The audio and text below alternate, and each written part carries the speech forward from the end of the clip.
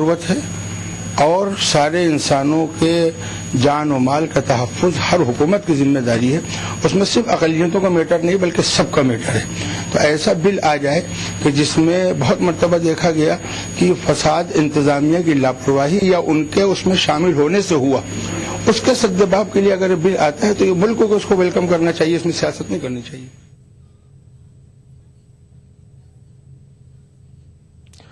झारखंड में MSDP scheme के तहत मुंतखब अजला हुकूमत और अफसरान की बेतवजही का किस कदर शिकार है, इस बात का अंदाजा इस बात से लगाया जा सकता है कि स्कीम के लिए मुख्तस 600 करोड़ रुपयों में से अब तक 20% ही खर्च हो सका है।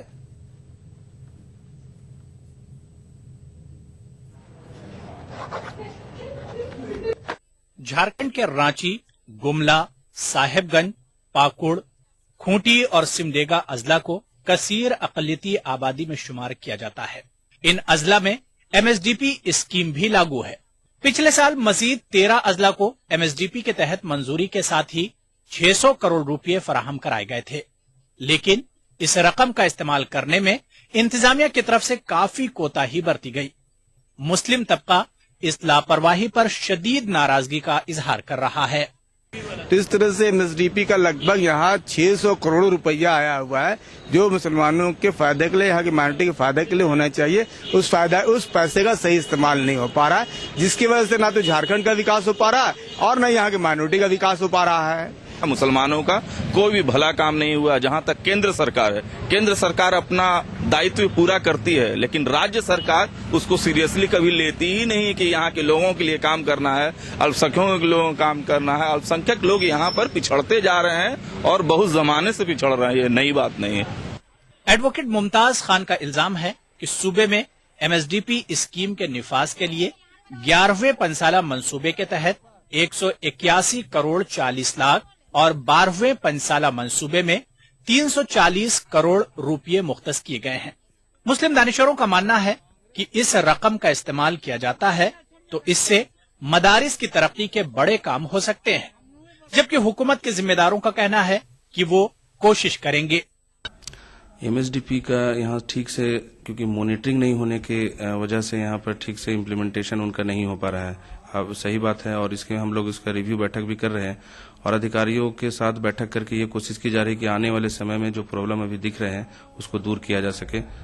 खर्चा होगा, पहले वाला पैसा खर्चा हो जाए, नया प्रोजेक्ट बना के जो दिया गया है उसमें सब रास्ते पर लगा हुआ है, ऑनलाइन है, खर्चा सब होगा। और जो नया ब्लॉक लिया गया 44 ब्लॉक, उसका जो प्रोजेक्ट बन के जा रहा है उस आधार पर खर्चा होगा। वाज़ेह है कि सूबे में 6 महीने से मुसलमानों की हमदर्दी का दम भरने वाली आरजेडी और कांग्रेस की बदौलत जेएमएम की हुकूमत कायम है, लेकिन मुसलमानों की तरक्की के काम आज भी सिफर हैं। ETV news, Ranchi. खास बात का सिलसिला जारी रहेगा, लेकिन एक छोटे से वक्फे की बात। अपनाइए मिला स्किन क्रीम। इसको सिर्फ रात में इस्तेमाल करने से आपको अपने फेस प्रॉब्लम से आजादी। अब फेस प्रॉब्लम को कहिए बाय बाय। एली फार्मास्यूटिकल्स द्वारा। नमस्ते सर। नमस्ते सर, आपसे एक बात करनी थी। बोलिए। सर, हमारी 12वीं क्लास में एक बहुत ही होनहार बच्चा है, डेविड। सर, ये डेविड कॉम्पिटिटिव एग्जाम्स में बैठना चाहता है। गुड। लेकिन सर, फाइनेंशियल प्रॉब्लम्स की वजह से उसकी पढ़ाई रुक सकती है। मिस्टर थॉमस, आप जानते हैं हमारी स्कूल को सरकारी ग्रांट मिलती है। अच्छा। और ऐसे स्टूडेंट्स को सरकार न सिर्फ स्कॉलरशिप देती है बल्कि उन्हें कॉम्पिटिटिव एग्जाम्स के लिए तैयार भी करती है। वजारत बराए अकलियती उमूर हुकूमत हिंद की जानिब से अकलियती तबके के वसाइल से आरी और होनहार बच्चों को वजीफा देने के अलावा मुफ्त कोचिंग भी दिलाती है, ताकि वो मुकाबला जाती इम्तिहानात की तैयारी करके इंजीनियरिंग, मेडिकल, कानून जैसे कोर्सेज में कामयाब हो सके।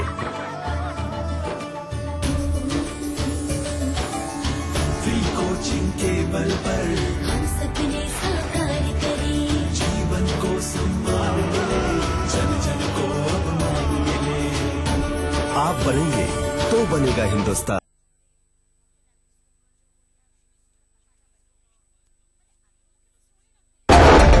इक्वल अपॉर्चुनिटी कमीशन की बात हो रही है, हुकूमत ने क्यों नहीं बनाया अभी तक? सबसे पहले लोग समझना चाहते हैं कि यह है क्या असल में। लोग अपनी शिकायत ले करके जाएं कि भाई हमारे साथ ये जाती हुई है, हम आइन के खिलाफ वर्जी है, मामला ये हमारे साथ, उसकी देखभाल करके, उसको इन्वेस्टिगेट करके उसके ऊपर एक्शन लेना और जो उसका जिम्मेदार हो उसके खिलाफ सजा देना उसको, ये काम इक्वल अपॉर्चुनिटी कमीशन का है। इक्वल अपॉर्चुनिटी कमीशन जो है वो बनना चाहिए, उसकी तश्कील होनी चाहिए। आपको लगता है कि वाकई ही इसकी जरूरत है? इतने सारे कमीशन हैं, minority commission, OBC, SC ST, सफाई कर्मचारी, ये कमीशन वो कमीशन। तो अगर इक्वल अपॉर्चुनिटीज कमीशन बन जाएगा तो इन कमीशन का क्या स्टेटस होगा? सियासी लोग हैं वो इच्छा शक्ति, विल पावर जो है वो नहीं दिखाते। दिक्कत यह है कि हमारे मुल्क का सियासी स्ट्रक्चर जो है वो वफाकी है, फेडरल है, और उसमें जब तक तमाम रियासतें उसमें एग्री ना करें, अपने अपने उनकी राय न ली जाए, तो इन तमाम चीजों में बहुत सारा वक्त लग जाता है।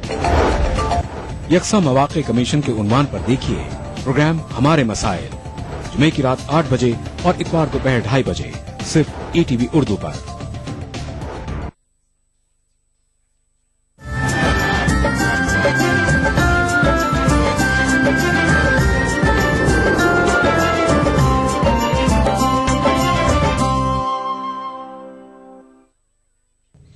ETV उर्दू न्यूज में एक बार फिर आपका खैर मकदम और आप देख रहे हैं खास बात।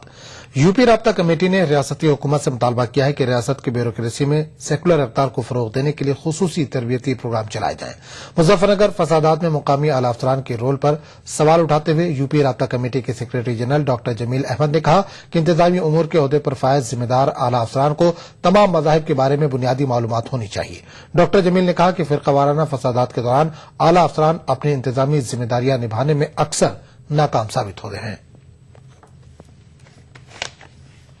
हमारे अफसरान हैं, चाहे वो IPS, IS, PCS कैडर के हों या नॉन IS, IPS और नॉन PCS कैडर के हों, उनके लिए चाहिए कि उनके लिए एक ओरिएंटेशन प्रोग्राम बनाएं।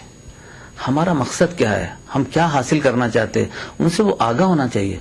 उनके सेक्युलर क्रेडेंशियल को हमें और मजबूत बनाने की जरूरत है, जिससे कि सूबे के अंदर जो सेक्युलर इक़्तिदार हैं उनको और मजबूत से मजबूतर किया जा सके। उनको तमाम मज़ाहिब के बारे में मुताले का मौका दिया जाना चाहिए, बल्कि उन मकामात पर जाने का मौका दिया जाना चाहिए कि वो समझें इस्लाम क्या है, वो समझें बौद्ध धर्म क्या है, वो समझें जैनिज्म क्या है, वो समझें कि हिंदू धर्म क्या है। तो इससे उनके अंदर एक सेकुलर जहन उनका डेवलप होगा। उत्तर प्रदेश की राजधानी लखनऊ में आज से लिटरेरी फेस्टिवल शुरू होने जा रहा है। 2 रोज तक चलने वाले इस अदबी मेले में पूरी दुनिया से अदबी हस्तियां शामिल होने आ रही हैं। फेस्टिवल के मुंतजमीन के मुताबिक इस बार उर्दू पर खास तवज्जो दी जा रही है। मुशायरे के अलावा दास्तान गोई को भी शामिल किया गया है। पाकिस्तान से रजा नईम फेस्टिवल में शिरकत के लिए लखनऊ पहुंच चुके हैं। रजा मंटू के अफसानों का अंग्रेजी में तर्जुमा कर रहे हैं। ये अदबी मेला मुंशी नवल किशोर के नाम मंसूब किया गया है। बास साहब ने जो राइटर भी थे, फिल्म मेकर भी थे, उन्होंने मुंशी नवल किशोर के लिए कहा था मुस्लिम पंडित हिंदू मौलवी, इस नाम से अब्बास साहब ने उनको पुकारा था। तो उन पे एक थीम एक है उनकी इसी फेस्टिवल में, नवल किशोर जी की थीम है मुंशी नवल किशोर की। उसके साथ साथ एक पैनल डिस्कशन भी है जिसमें 4-5 लोग मुंशी नवल किशोर जी के contribution to the renaissance period in India plus Indo Islamic culture पे भी डिस्कशन होगा।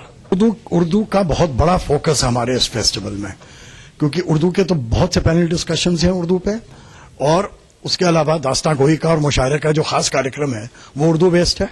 मैं उन लोगों में से हूँ जो बिलीव करते हैं कि मतलब अमन ही दोनों मुल्कों में जो है वो फ्यूचर का मतलब रास्ता है, और जंग में कुछ पड़ा नहीं है। बिकॉज जंग तो मतलब बड़े लोग करते हैं, और जो कॉमन लोग हैं उनका इसमें कोई इंटरेस्ट नहीं है। वो विजिट करना चाहते हैं, देखना चाहते हैं, महसूस करना चाहते हैं, और मतलब जस्ट बिकॉज 1947 के एक इंसिडेंट से दोनों मुल्क तकसीम हो गए, इसका मतलब नहीं है कि जो हजारों साल से जो लोग आपस में कोएग्जिस्ट कर रहे थे वो दोबारा से कोएग्जिस्ट नहीं मतलब कर सकते। तो और मेरे ख्याल में लखनऊ से बेहतर कोई शहर नहीं है जिसमें इस किस्म का कोई मैसेज कोई पाकिस्तानी या कोई बाहर से जो मतलब आ रहा हो वो मतलब लेकर समाजी इदारे अगर खुलूस से काम करें तो मुआशरे में नुमाया तब्दीली देखने को मिल सकती है। इसकी मिसाल बेंगलुरु का शबाब बैतुल-माल इदारा है। इस इदारे के तहत मुनक़िदा इज्तिमाई शादियों की तकरीब में रियासत के अमीर शरीयत मुफ्ती अशरफ अली ने शिरकत की और गरीब जोड़ों का निकाह पढ़ाया।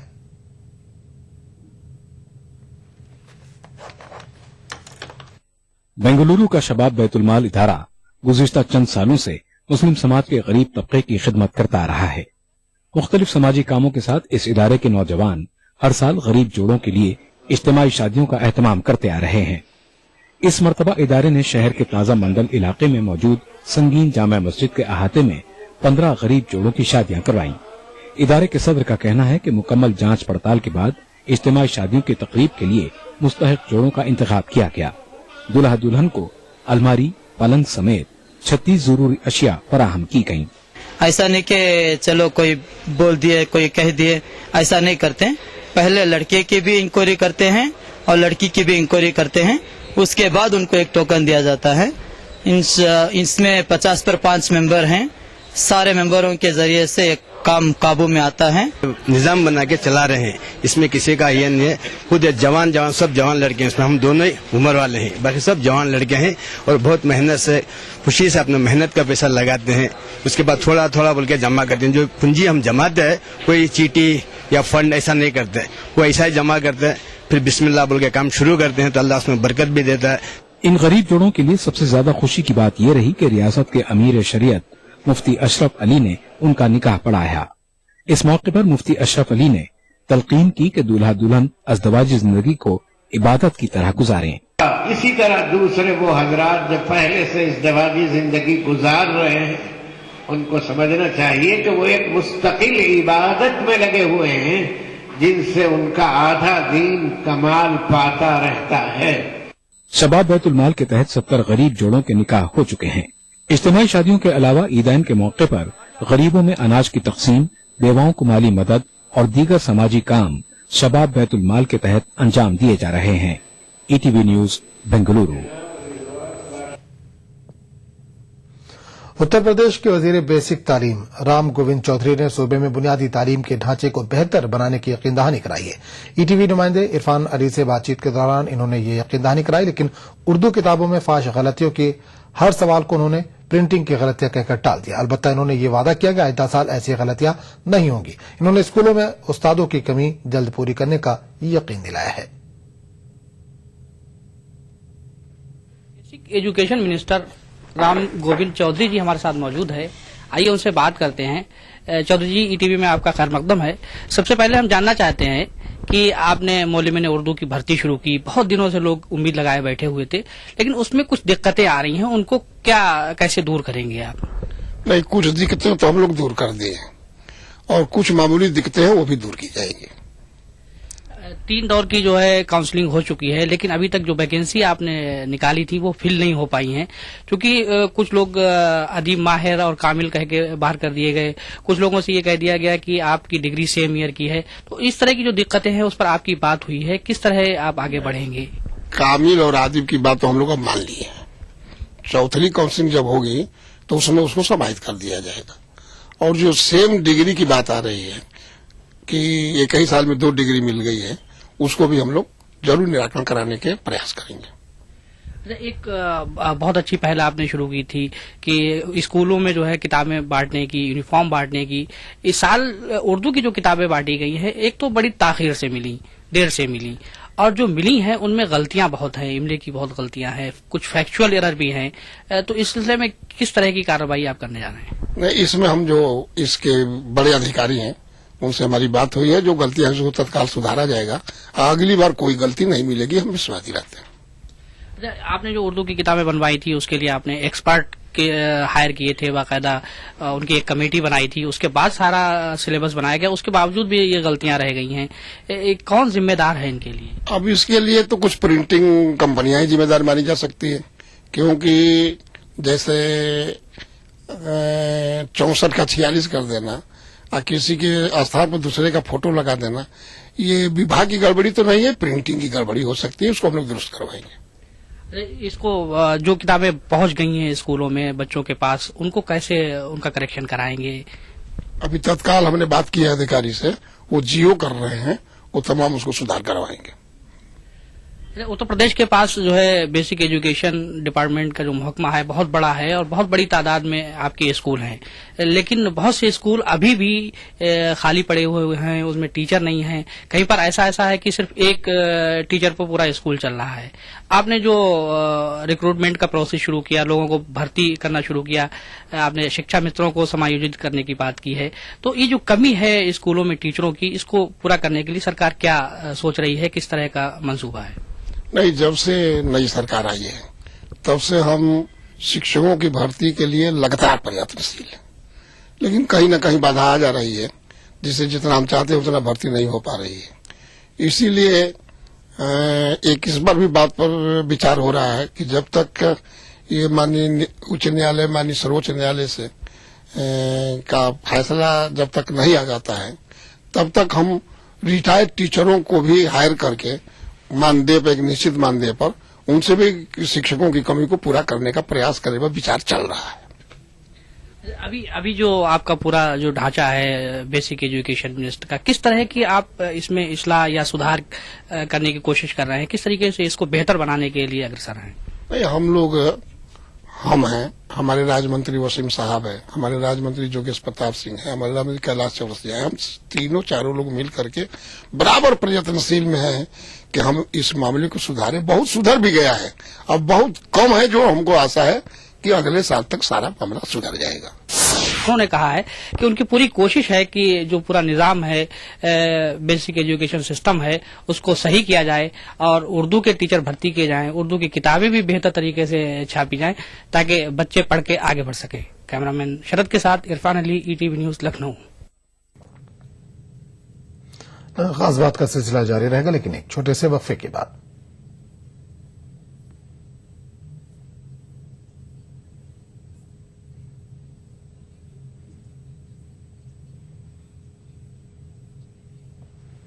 गर फिरदौस बर्रूपे जमी अस्त, हमी अस्तो हमी अस्तो हमी अस्त। जम्मू कश्मीर के हर वाकये और हर पहलू पर ETV की नजर। देखिए ETV उर्दू कश्मीर रोजाना शाम 7 बजे और सुबह 7:30 बजे सिर्फ ETV उर्दू पर। दक्कन की हर छोटी बड़ी सरगर्मी पर हमारी नजर, लेकिन आप तक पहुंचाते हैं सिर्फ वो खबर जो करे आपको बेदार। सियासत के गलियारों से रोजमर्रा की जिंदगी दक्कन के गोशे गोशे से आप तक खबरें पहुंचाता दक्कन नामा, रोजाना शाम 6:30 बजे।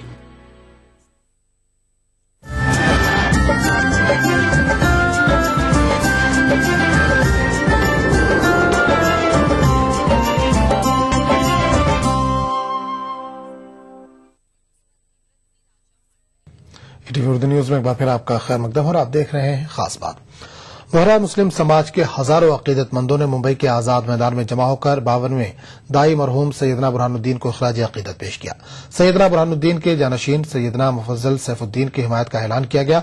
वादे है कि बोहरा समाज के रूहानी पेशवा सैयदना बुरहानुद्दीन का 17 जनवरी को इंतकाल हो गया था। इंतकाल के बाद इनके भाई क़ोज़िमा क़ुतबुद्दीन ने खुद को सैयदना का जानशीन करार दिया था। बोहरा समाज के तकरीबन 40,000 अफराद ने आजाद मैदान में जमा होकर क़ोज़िमा क़ुतबुद्दीन के दावे को रद्द कर दिया।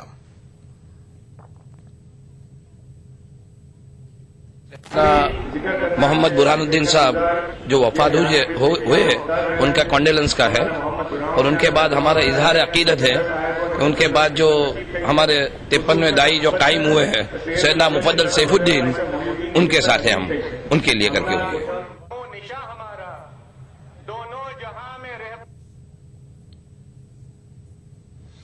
लखनऊ में तंजीम मोहम्मदी की जानिब से एक जलसे का इनेकाद किया गया। जलसे में मुजाहिर क़िरत के अलावा नातिया महफिल भी आरास्ता की गई, जिसमें शोरा ने अपने कलाम से सामीन को महसूस किया। जलसे में मुकर्रिरीन ने कहा कि हुज़ूर अकरम सल्लल्लाहु अलैहि वसल्लम ने इस्लाम के जरिए जो पैगाम दिया वो इंसानी भाईचारे और आपसी मोहब्बत का है।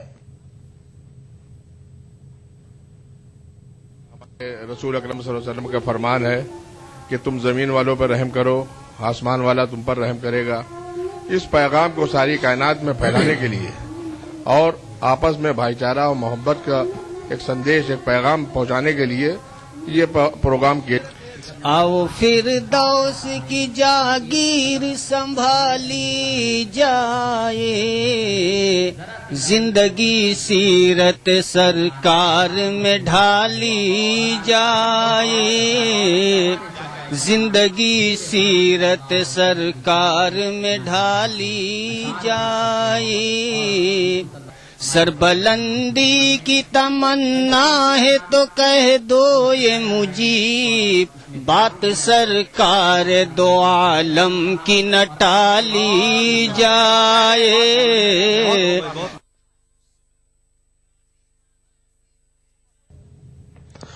कानपुर के डीएम अविनाश मुसलमानों में काफी मकबूल हो रहे हैं। गुज़िश्ता दिनों मुहर्रम और रबीउल अव्वल के जुलूस के अलावा दीगर त्योहारों को पुरअमन तौर पर गुजारने के पीछे डीएम अविनाश का काफी अहम रोल रहा है।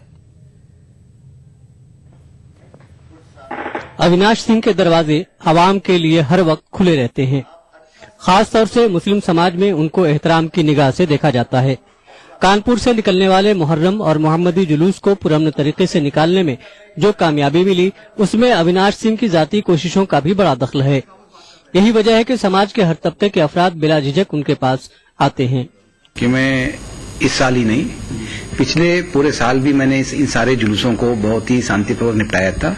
और जहां तक मेरा जो अनुभव है, यहाँ पर कानपुर नगर बहुत ही शांतिप्रिय जनपद है और ये सांप्रदायिक सौहार्द और सामाजिक समरसता की अद्भुत मिसाल के रूप में इसको मैं देखता हूँ।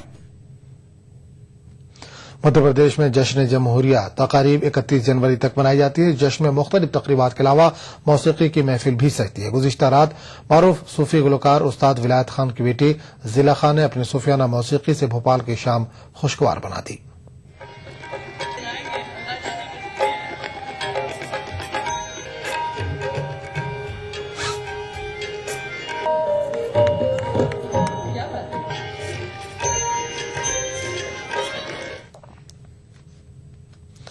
अरबी फारसी को यूपीएससी से बाहर निकाले जाने पर मुस्लिम तलबा और तालबात में नाराजगी पाई जा रही है। मुस्लिम तंजीमों का इल्जाम है कि अरबी फारसी को यूपीएससी से निकाले जाने के पीछे मुसलमानों को आला ओहदों से दूर रखने की साजिश है।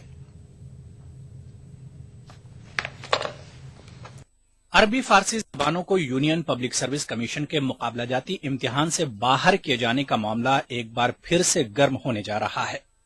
दिल्ली में यूनाइटेड मुस्लिम्स फ्रंट ने अरबी फारसी को यूपीएससी में शामिल किए जाने समेत मुताद्दिद मुतालबात के हक में एहतजाज का ऐलान किया है।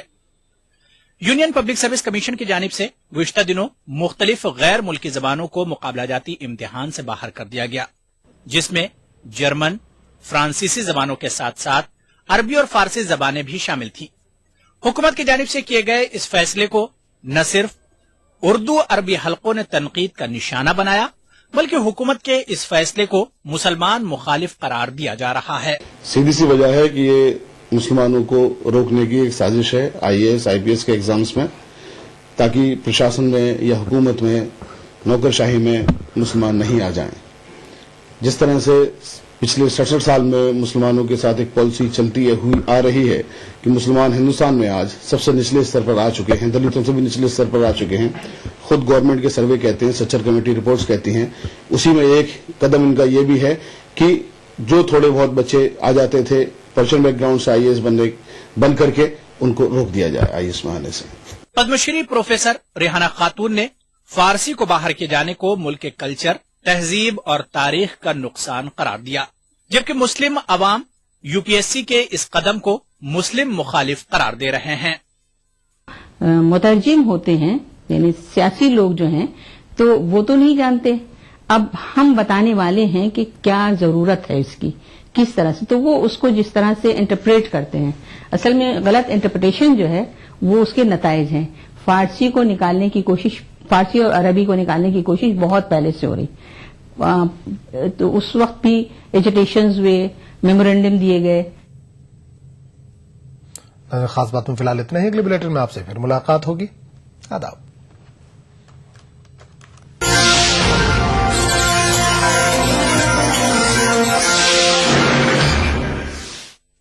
खास बात को पेश करने में ताउन किया प्राइड हिल्स की शानदार कामयाबी के बाद अब लाए हैं American township. Shri ultra red oxide, Bharat का एकमात्र जंग रोधक सीमेंट। मिला स्किन क्रीम एली फार्मास्यूटिकल्स द्वारा निर्मित। ईटीवी उर्दू पर अगला प्रोग्राम।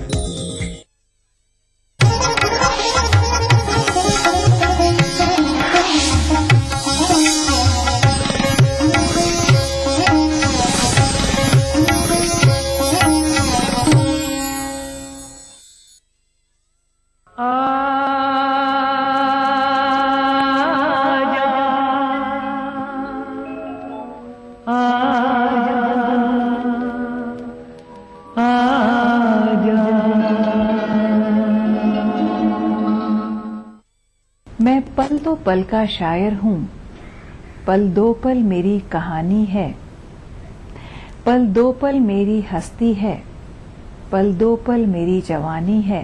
ये अल्फाज लिखे थे उस शायर ने जिसकी न तो शायरी दो पल की थी और न ही उसकी कहानी।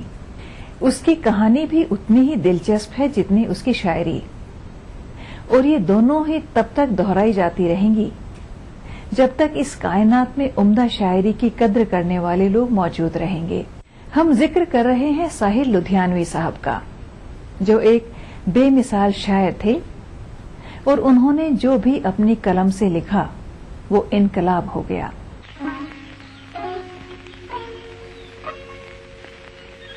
ये हंसते हुए फूल, ये महका हुआ गुलशन, ये रंग में और नूर में डूबी हुई राहें, ये रंग में और नूर में डूबी हुई राहें,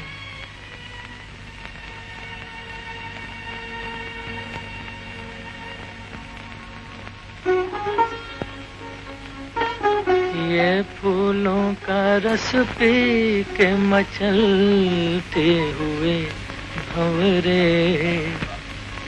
ये फूलों का रस पी के मचलते हुए भंवरे,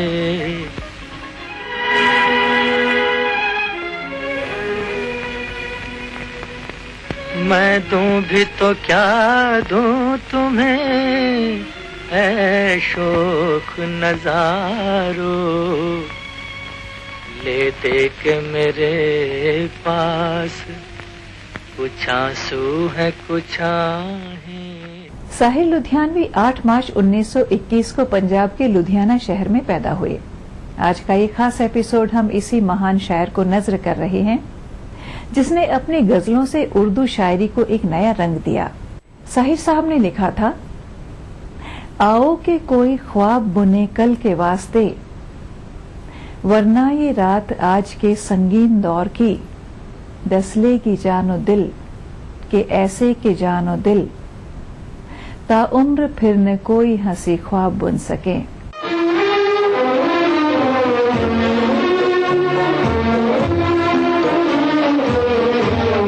रंग और नूर की बारात किसे पेश करूं, ये मुरादों की हंसी रात किसे पेश करूं, किसे पेश करूं।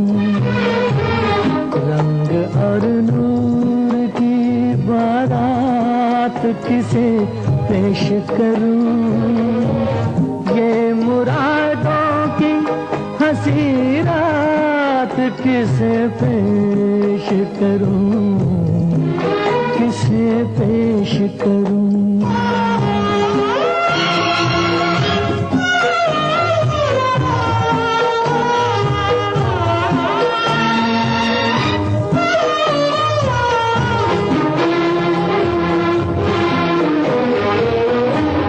मैंने जज्बात निभाए हैं उसूलों की जगह,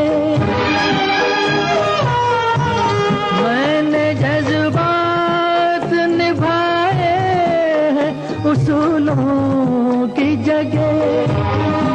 अपने अरमान पिरो लाया हूँ फूलों की जगह तेरे सेहरे की, तेरे सेहरे की ये सौगात किसे पेश करूं।